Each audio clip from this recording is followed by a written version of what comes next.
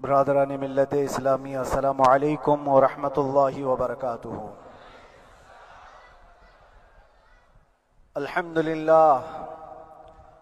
للہ الحنان المنان الذي خلق الانسان وعلمه البيان، والصلاة والسلام على رسوله سید الانس والجان وعلى آلہ واصحابہ ذوی الخیر والاحسان، اما بعد فأعوذ بالله من الشيطان الرجيم بسم الله الرحمن الرحيم وقل جاء الحق وزهق الباطل إن الباطل كان زهوقا صدق الله مولانا العظیم۔ بارگاہ رسالت محاب صلی اللہ علیہ وسلم میں درود پاک کا ہدیہ پیش کریں۔ اللہم صلی علی سیدنا و مولانا محمد معدن الجود والکرم وآلہ واصحابہ الکرام وابنہ الکریم وبارک وسلم صلاة دائمة سرمدا ابدا۔ عزیزان گرامی وقار، میں یہ چاہتا ہوں جہاں پر آ کر ہم رکے تھے وہیں سے ہم پھر آگے بڑھتے ہیں۔ ہم رکے تھے کہاں آ کر؟ کچھ دیر کی خاموشی ہے، اس کے بعد ہم آگے بڑھتے ہیں، اس لیے کہ مجھے کوئی شعر اب یاد کرانے کی ضرورت نہیں اور نہ ہی کسی کے سامنے کچھ بولنے کی ضرورت ہے۔ حالات تو ایسے تھے کہ جو نان مسلم تھے وہ بھی ہمیں جیل میں دیکھ کر یہی کہتے تھے کہ آپ ہی نے کہا یہ فلاں بات۔ ہم نے کہا اللہ تبارک و تعالیٰ نے تم کو بھی یاد کرا دیا۔ میرے عزیزو، ستیزہ کار رہا ہے ازل سے تا امروز، شرار بو لہبی سے چراغ مصطفی بھی۔ یہ آج کل کے معاملات نہیں، ابتدا سے حق اور باطل کے معرکے ہوتے رہے۔ لیکن ایک بات میں آپ سب کو بتانا چاہتا ہوں، مظفر کو مقید نہ سمجھ اے سیاد۔ سیدنا مظفر حسین کچھوچوی رحمت اللہ تعالی علیہ جیل گئے تھے، قید میں تھے، تب انہوں نے یہ شعر کہا تھا کہ مظفر کو مقید نہ سمجھ اے سیاد، میری یہ اسیری بھی سنت آبائی ہے، میرے آبا و اجداد کی سنت ہے جس پر میں عمل کر کے آ رہا ہوں، میرے بزرگوں کی یہ سنت تھی۔ بہرحال جن کو جس راستے سے مجھے گزارنا تھا، لوگوں کے دلوں میں یہ ٹھنڈک تھی شاید کہ زبان بند کر کے چند دنوں کے لیے قید کر دیا جائے، مگر میرا عقیدہ یہ تھا کہ اللہ تبارک و تعالی جب تک چاہے کہ کوئی اس کے لیے پابندی نہیں لگا سکتا۔ وَإِن يَمْسَسْكَ اللَّهُ بِضُرٍّ فَلَا كَاشِفَ لَهُ إِلَّا هُوَ۔ رب تعالیٰ فرماتا ہے اگر اللہ تعالیٰ تمہیں کوئی مصیبت دے تو اس کے علاوہ کوئی ٹال نہیں سکتا۔ وَإِن يَمْسَسْكَ اللَّهُ بِخَيْرٍ فَلَا رَادَّ لِفَضْلِهِ، اور اللہ کسی کو بھلائی دے دے تو پھر اس کو روک بھی کوئی نہیں سکتا۔ مولا تبارک و تعالیٰ اگر کسی کو کوئی مقام عطا کر دے تو ہزاروں کیڑوں کے پھڑپڑانے سے وہ مقام ختم بھی نہیں ہو سکتا۔ اللہ تبارک و تعالیٰ جس کو بڑھانا چاہے اس کے لیے کوئی راستہ رکاوٹ نہیں بن سکتا۔ اس لیے کہ ہم نے تاریخ میں دیکھا ہے پیبند لگے کپڑے پہننے والے، پیروں میں چپل نہیں تھے، جن کے ناخن تک اکھڑ جاتے تھے، لیکن وہ جب چلتے تھے قیصر و کسریٰ بھی کانپتے تھے، جن کا ہی یہ نعرہ تھا ٹل نہ سکتے تھے جنگ میں اگر اڑ جاتے تھے، پاؤں شیروں کے بھی میدان سے اکھڑ جاتے تھے، حق سے سرکش ہوا کوئی تو بگڑ جاتے تھے، ارے تیغ کیا چیز ہے ہم توپ سے بھی لڑ جاتے تھے۔ یہ وہ صحابہ کرام اور اسلاف کرام، ان کا یہ معمول تھا۔ بظاہر ان کے پاس کوئی اسباب نہیں تھے لیکن اللہ کی مدد تھی، وہ پانی کی طرح بہتے ہوئے چلے گئے، نہ چٹانوں نے ان کا راستہ روکا، نہ دریاؤں نے ان کا راستہ روکا، وہ جس طرف سے جاتے تھے اللہ تعالیٰ ان کے لیے راستے بناتا تھا۔ عزیزان گرامی وقار، کون ہے وہ جو دریائے دجلہ میں اپنے گھوڑے دوڑائے تھے؟ کون ہے وہ جو دریا میں اپنی کشتیاں ڈال کر جلا دیا تھا کہ واپس جانے کا کوئی تصور نہ ہو؟ یہ سب میرے مصطفیٰ کریم کے دیوانوں کی ہی بات تھی۔ اسی لیے آج بھی دنیا گھبراتی ہے تو شانے لوگوں سے نہیں، دیوانوں سے ہی گھبراتی ہے۔ बहुत ज्यादा चालाक रहने वालों से नहीं, दीवानों से दुनिया घबराती है, इसलिए कि दुनिया को पता है, दुनिया जानती है कि दीवाना कहां देखता है किसी को पता नहीं। और ये उस दीवाने की बात कर रहा हूं जिसके लिए अल्लाह के हबीब सल्लल्लाहु तआला अलैहि वसल्लम की इज्जत और वक़ार सबसे अव्वल है। अजीज़ान गिरामी वक़ार, आज आपके सामने हाजिर आया, ये मेरे उस्ताद गिरामी, मुरब्बी, उस्ताजुल असातिज़ा, बिरादर गिरामी हज़रतुल अल्लामा मुफ्ती ज़ुबैर अहमद साहब क़िबला अदाम अल्लाहु इक़बालहु, जिन्होंने दिन रात एक कर दिए थे। मेरे ख्याल से 8 महीने में जितने उनके बाल सफेद हुए इससे ज्यादा नहीं हुए होंगे। सिर्फ इसलिए नहीं कि एक भाई के लिए, इसलिए भी लड़ रहे थे कि एक आलिम के लिए, जिससे दीन का बहुत सारा हिस्सा वाबस्ता है। उनकी मेहनतें रायगा ना गई। बहुत सारे मेरे अहबाब और अक़रबा, खास तौर पर मदनपुरा और विक्रोली से, जिन्होंने अपने घर बार छोड़कर मेरे लिए दौड़ते भागते रहे। अल्लाह रब्बुल इज़्ज़त इस बात का शाहिद है, एक एक दिन अंदर मैंने सब के लिए दुआएं की हैं, और ऐसा नहीं कि कोई दिन भूला जाता। और बाहर की हमेशा ये खबरें आती रहती हैं कि हालात कैसे के कैसे होते जा रहे हैं। कभी अगर घबराहट और बेचैनी होती तो मेरे अजीजों सिर्फ एक ही बात हमारे पास थी इलाज के लिए। एक ही इलाज था, जब बेचैनी बढ़ जाती, अपनों से राब्ता नहीं हो पाता और किसी के खबर ना पहुंचती, खाने पीने की तकलीफें, रहने सहने की मुसीबतें जब सर पर आती, तो एक ही इलाज था, उनके निसार कोई कैसे ही रंज में हो, उनके निसार कोई कैसे ही रंज में हो। जब याद आ गए हैं सब गम भुला दिए हैं, जब याद आ गए हैं सब गम भुला दिए हैं। उस रसूल मोहतरम सल्लल्लाहु तआला अलैहि वसल्लम का एहसान अजीम है। बार बार मुझे ये एहसास होता रहा, पूरी दुनिया अगर छोड़ दे, मगर यकीन था आमिना का लाल कभी नहीं छोड़ेगा, और छोड़ा भी नहीं, और छोड़ा भी नहीं। हर रात जो हमारा मामूल था, हमने जो देखा, हमारी पिछली जिंदगी में हमने उतने अजायबात नहीं देखे होंगे जो 8 महीने के अंदर हमने देखे। नबी पाक सल्लल्लाहु तआला अलैहि वसल्लम के इनामात और इकरामात, रब तबारक व तआला की मदद से दिल मजबूत होता है।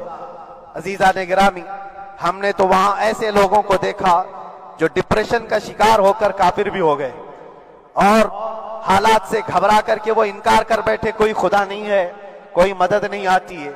ऐसे हालात वहां देखे, लेकिन उन हालात में भी अल्लाह तबारक व तआला की मदद साथ रही। रसूल पाक सल्लल्लाहु तआला अलैहि वसल्लम का इनाम और इकराम ये था कि जिस तरह से गए थे उसी तरह से वापस भी आए, जिस तरह से गए थे वैसे ही वापस आए। और ना मेरे मुस्तफा ने बाहर मेरी इज्जत में कमी की, ना अंदर इज्जत में कमी की, कहीं पर भी नहीं।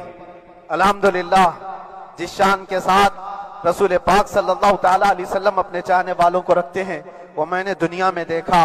और फिर ये अर्ज किया, आका आज आपकी इज्जत पर बात करने वाले को, चाहे वो 1000 काल कोठरी के अंदर हो, आप इज्जत के साथ बिठाते हैं, तो फिर कयामत के दिन उसकी इज्जत का क्या हाल होगा। अर्श हक है मसनद रिफात रसूलुल्लाह की, देखनी है हश्र में इज्जत रसूलुल्लाह की। मेरे अजीजों, एक बात को तय करके चलो, उन्हें जाना, उन्हें माना, न रखा गैर से काम, लिल्लाहिल हम्द मैं दुनिया से मुसलमान गया। उस एक बात में जो इज्जत है, दुनिया के किसी मकाम और मनसब और मर्तबे में इज्जत नहीं है। और हालात दुनिया इंशाअल्लाह मैं सुनाता रहूंगा। अल्लाह तबारक व तआला जब तक ये जुबान रखा है, हक बोलते रहेंगे और सुनाते रहेंगे, और भी हालात आपको इंशाअल्लाह अज़ीज़ आगे सुनाते रहेंगे। लेकिन आज खुसूसियत के साथ मैं जुमा के लिए इसीलिए हाजिर आया कि यहाँ के लोग पल पल याद करते रहे।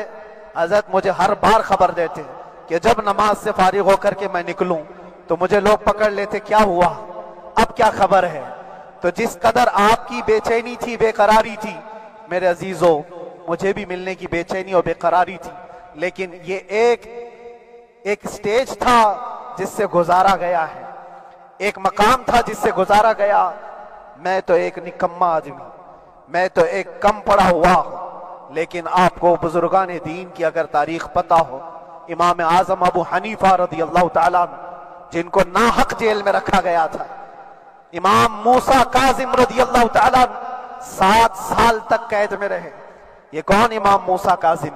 جن کے دربار میں جانے کے لیے غوث اعظم عبد القادر جیلانی رضی اللہ تعالیٰ عنہ 4 کلومیٹر دور اپنی چپل اتار دیا کرتے تھے۔ امام موسیٰ کاظم کا وہ دربار ہے جن کو باب الحوائج کہا جاتا ہے۔ اس امام کو 7 سال تک بغیر کسی قصور کے قید میں رکھا گیا، اور حد تو یہ ہے کہ اسی قید خانے میں زہر دے کر کے آپ کو مارا گیا ہے۔ آپ کا جنازہ جیل سے نکلا تھا۔ امام احمد بن حنبل جن کو 5 لاکھ حدیثیں یاد ہیں نبی پاک صلی اللہ تعالیٰ علیہ وسلم کی، بغداد کے سر بازار آپ کو ننگی پیٹھ پر کوڑے مارے گئے۔ آپ کو اندازہ ہے بزرگان دین کی ایک لمبی فہرست ہے۔ جب میں وہاں گیا تھا تو ایک بزرگ کی بڑی یاد آئی، وہ تھے حضرت مجدد الفیسانی رضی اللہ تعالیٰ۔ اکبر جیسے ڈکٹیٹر کے سامنے، اس زمانے کے سب سے بڑے ڈکٹیٹر بادشاہ کے سامنے آپ نے حق بات کا اعلان کیا تھا۔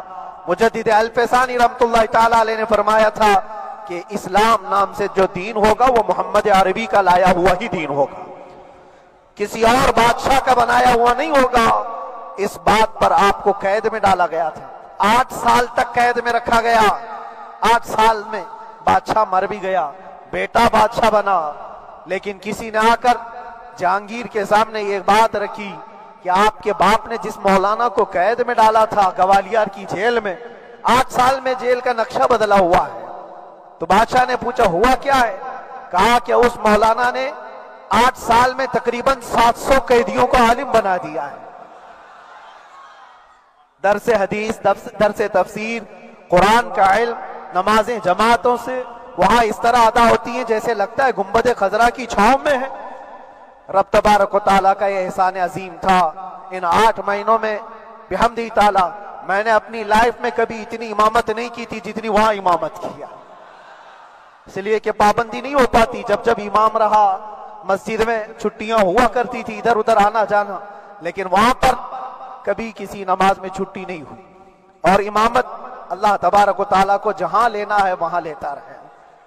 اور مجھے اس بات کا تھوڑا قلق تھا، 24 سال سے میں تراویح سنا رہا تھا، 24 سال، 24 تراویح ہو چکی تھی، رمضان المبارک کا 24 گزر چکے تھے، 25واں سال تھا، ظالموں نے مجھے رمضان سے پہلے اندر کر دیا۔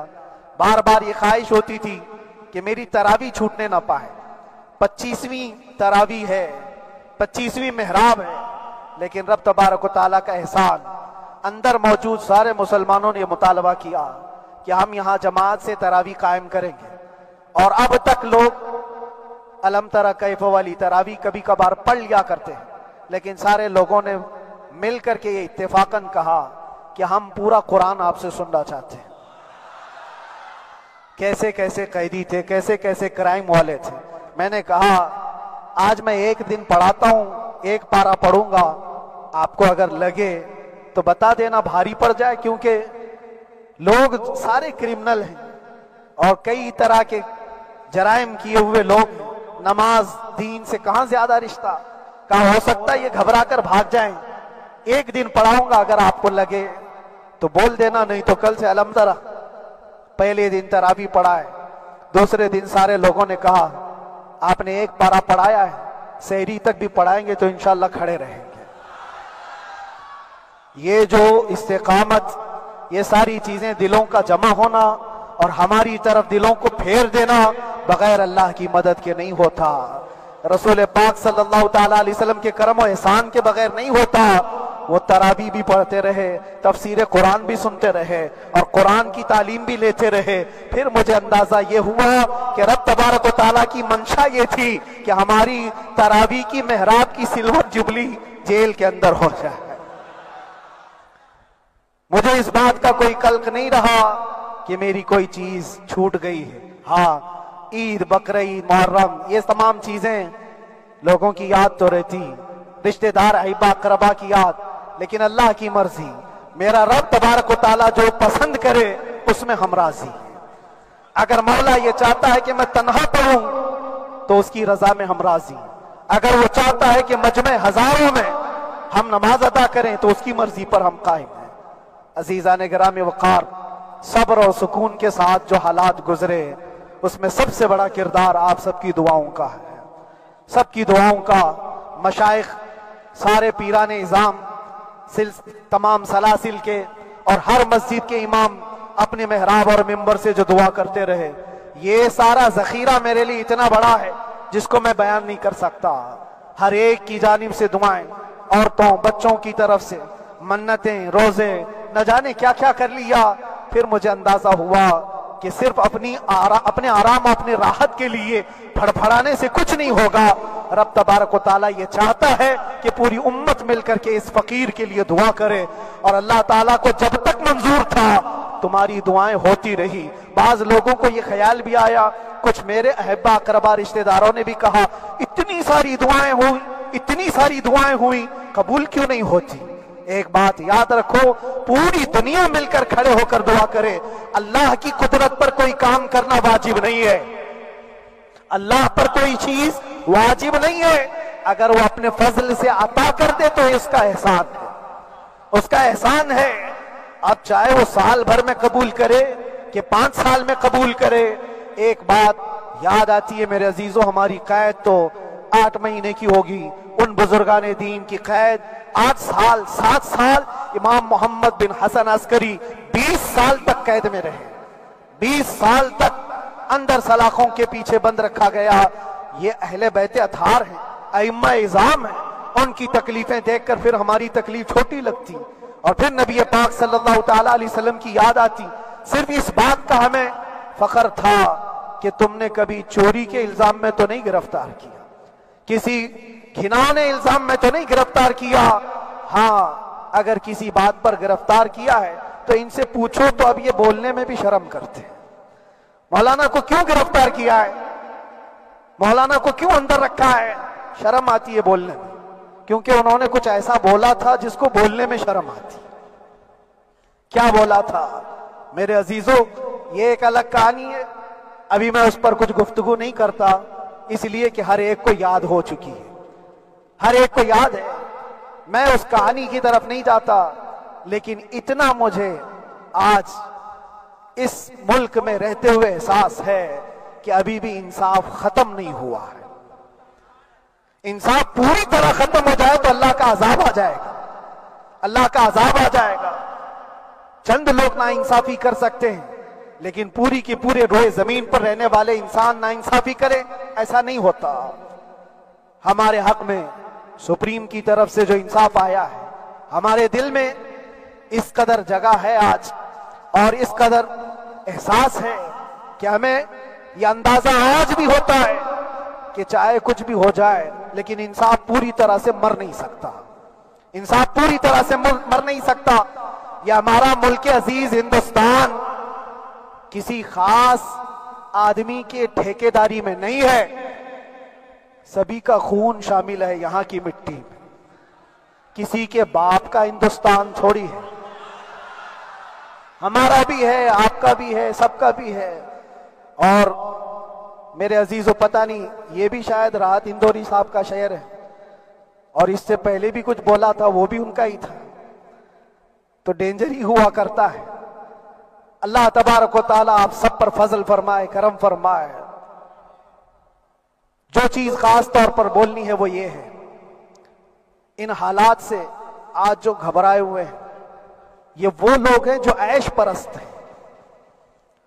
میں کسی کو خاص ٹارگٹ کر کے نہیں کہنا چاہتا، لیکن بہت سارے وہ لوگ جو اثر و رسوخ رکھتے ہیں لیکن وہ آگے آنا نہیں چاہتے، دین اسلام پر حملے ہوں، حضور پاک کی عزت پر حملہ ہو، کسی کو بولنا نہیں، کیونکہ پتہ ہے دیکھو اس مولانا کو کس طرح کیے، اسی طرح دوسروں کو بھی کر دیا جائے۔ جو کمفرٹ زون میں بیٹھنے کے عادی ہو گئے وہ اپنا ایریا چھوڑ کر ہٹنا نہیں چاہتے۔ اگر میں کچھ کہوں گا حضور پاک صلی اللہ تعالیٰ علیہ وسلم کی ناموس کے لیے تو میرا عیش خطرے میں آ جائے گا، اکثر کی یہی سوچ ہے۔ میرا تو اپنا دھندا ہے، میرا بزنس ہے، میرے بیوی بچے ہیں، ہو سکتا ہے یہ مولانا کو کسی چیز کی فکر نہیں ہوگی۔ آپ کو میں بتاؤں، آپ کو اندازہ نہیں ہمارے دل میں ہمارے بچوں کی کتنی محبت ہے۔ میرے بھی چھوٹے سے بچے ہیں، جب وہ جیل کی سلاخوں کے سامنے آ کر आंसू बहाते थे तो दिल पर छुरियां चलती थी। वो बच्चे जो हमेशा हमारे सीने पर सोते रहे, आज मैं उनको छू भी नहीं सकता। जब वो सलाखों के पीछे खड़े होकर दूर से रो करके चले जाते 15 मिनट, तो क्या हमारे दिल में बच्चों की मोहब्बत नहीं? क्या हमारे घर बार नहीं, हमारी बहनें, हमारे भाई, हमारी मां नहीं है? कितने तो दिन ऐसे हुए कि मेरी मां को दौरे पड़ते रहे याद के लिए, तो क्या वो हमारे ऊपर कैफियत नहीं आती कि हम खामखा ये मुसीबत क्यों मोल ली? मेरी बेटी तो झगड़ा करती इस बात को कि क्यों आप अकेले हो, बहुत सारे लोग हैं, सबका ख्याल करते हुए। लेकिन मेरे अजीजों, ये उनकी अपनी मोहब्बत है। सारा एक परिवार और उससे ज्यादा मेरे शागिर्दों की एक दुनिया है। कितने ऐसे हैं, मैं जानता हूं कि 8 महीने तक नरम ग़िज़ा नहीं खाई मेरे उन बच्चों ने। मैं जानता हूं उनका सिर्फ ये ख्याल था कि अंदर पता नहीं जेल में आप क्या खा रहे होंगे, हम यहां नरम ग़िज़ा नहीं खाएंगे, गोश्त मछली नहीं खाई। हालांकि ये कोई चीज तुम्हारे ऊपर वाजिब नहीं थी। ये हालात मैं इसलिए बता रहा हूं मेरे अजीज, किसी के वहमो गुमान में अगर ये है तो निकाल दे कि मेरे आसपास कुछ नहीं है, मैं किसी को चाहता नहीं, या मेरे साथ मोहब्बतें नहीं है। कसरत से मोहब्बत करने वाले लोग हैं मेरे पास। मेरे इन भाइयों की और मेरे बहनों की, मेरे घर वालों की मोहब्बत तो ऐसी है कि उनके घरों के बच्चों के मामलात भी बगैर मुझसे पूछे नहीं होते। अगर 8 महीने अंदर रहा तो किसी का रिश्ता नहीं, तो बातचीत भी नहीं है। रिश्ता नहीं होगा जब तक ये ना आए, सारे काम डिपेंड रहते थे। मुझे भी इन तमाम चीजों का एहसास है, लेकिन ये सब चीजें एक तरफ, मेरे मुस्तफा की इज्जत अपनी तरफ।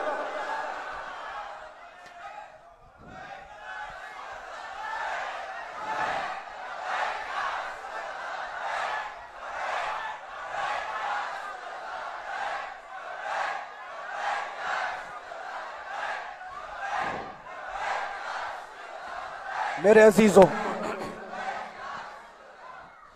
हर एक के आंसू के कतरे मैंने देखे, भाइयों के, बहनों के, मेरे पास मिलने के लिए मेरे जो शागिर्द आते उनके।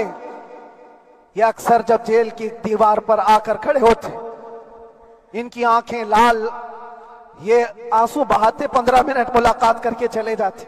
आपको क्या अंदाजा है, अंदर के हालात एक दिन 1 साल के बराबर लगने लगता है। घुटते रहते, लेकिन एक बात का एहसास बार बार होता कि सारी मोहब्बतें एक तरफ है, लेकिन हम जिसके लिए खड़े हुए हैं उसकी मोहब्बत में कोई समझौता नहीं, उसकी मोहब्बत में कोई समझौता नहीं। ईमान इसी का नाम है, ला युमिनु अहदुकुम हत्ता अकूना अहब्बा इलैहि मिन वालिदिही व वलदिही वन्नास अजमाइन। तुम में से उस वक्त तक कोई पूरा मोमिन नहीं हो सकता जब तक के अपनी औलाद, अपने माल दौलत, अपने माँ बाप, सबसे ज्यादा अपने रसूल से मोहब्बत ना करे।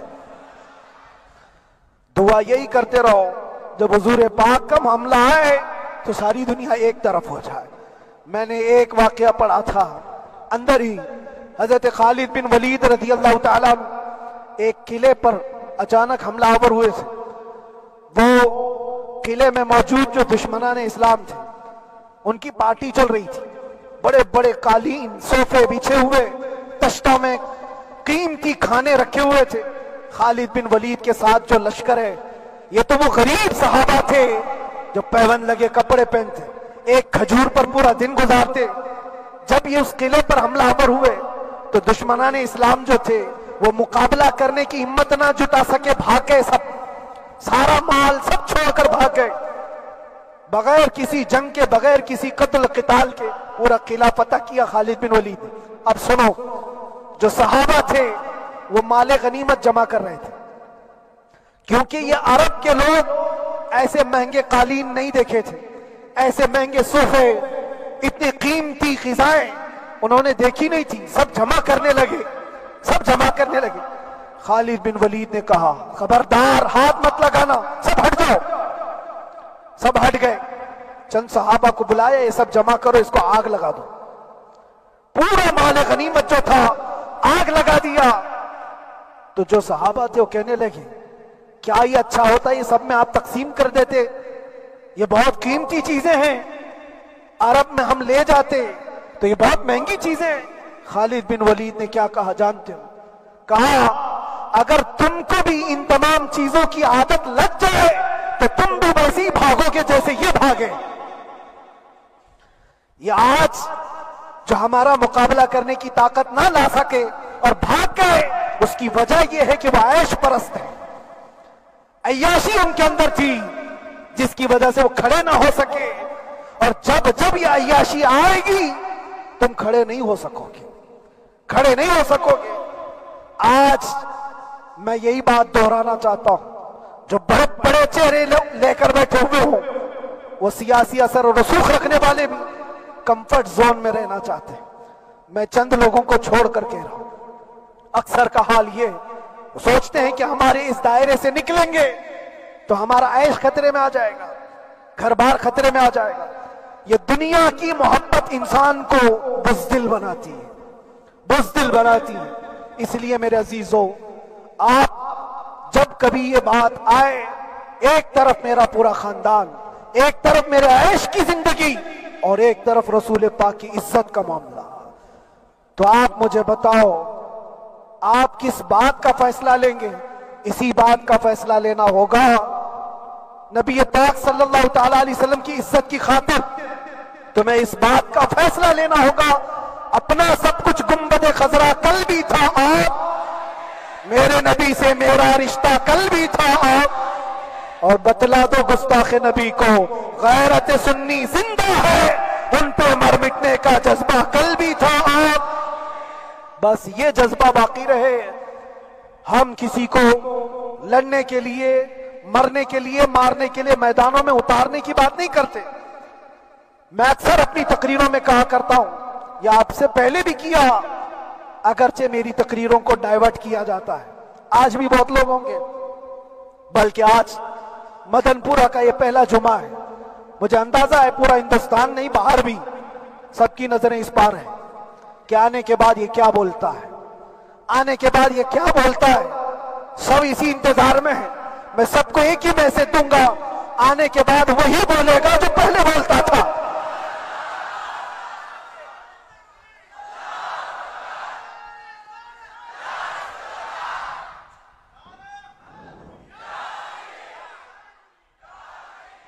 اگر کچھ غلط ہوتا تو ہمارے اس ملک عزیز ہندوستان کی سب سے اعلیٰ عدالت یہ نہیں کہتی کہ ان کے اسپیچ میں کوئی ہیٹ مسئلہ نہیں ہے۔ وہ ہمیں اندازہ ہے میرے عزیزوں، ہاں جہاں غلطی ہوگی ہم بھرے اعلان کے ساتھ کہیں گے کہ ہم سے یہ غلطی ہو گئی، ہم سے یہ خطا ہو گئی، زبان پھسل گئی، لیکن جو چیز نہیں ہے تو اگر تم زبردستی اس کو کہو گے تو یہ ہم نہیں مانتے۔ ہاں بس اتنی دعا میرے حق میں کریں کہ جتنی بھی زندگی باقی ہے، جتنی زندگی باقی ہے، اللہ تبارک و تعالی حضور پاک کی محبت اور ان کی عظمت کی حفاظت کے لیے جیتے مرنے کی توفیق عطا فرمائے۔ ہمارا کام صرف اتنا رہ گیا، جو میسج دینا تھا وہ ہم نے دے دیا۔ اب جو حالات آ رہے ہیں میرے عزیزوں، آپ سب کے لیے بھی میں یہ گزارش کروں گا، دین کی طرف آ جاؤ، سچائی کی طرف آ جاؤ، ورنہ گاجر مولی کی طرح کٹ جاؤ گے، ختم ہو جاؤ گے۔ دین کی طرف آؤ، سچائی کی طرف آؤ، اور اسلام نے کہیں پر بھی تمہیں کسی طرح کے آتنک اور دہشت کی تعلیم نہیں دی ہے، کہیں پر کسی ٹیررسٹ کی کوئی بھی تعلقات کی۔ کہیں مجھے کوئی بات بتا دو، اگر کوئی مسلمان اس طرح کی حرکتیں کر جاتا ہے جس کو یہ لوگ بدنام کرتے ہیں، تو ہم سمجھتے ہیں اس کا اسلام سے تعلق نہیں ہوگا۔ اسلام سے تعلق ہوتا تو اس کے اندر صدیق اکبر اور فاروق اعظم کی ادائیں ہوتی۔ آج آپ کو وہ معاشرہ زندہ کرنے کی ضرورت ہے۔ میں نوجوانوں سے کہوں گا، بہت دن گزار لیے ٹک ٹاک پر مجرے، اور تمہارے اس انٹرنیٹ کی دنیا پر جس طرح تم نے آوارگی کر لی ہے، اب وقت کم بچا ہے۔ آ جاؤ میرے نبی پاک کی گنبد کی چھاؤں میں، عزت وہیں پر ہے، انہی کے قدموں میں عزت ہے، اور یہاں پر بھی ہے اور آخرت میں بھی ہے، آخرت میں بھی ہے۔ بس اس عزت کے لیے آپ سب سے میں گزارش یہ کروں گا، سچائی کی طرف واپس آ جاؤ، سچائی کی طرف واپس آ جاؤ۔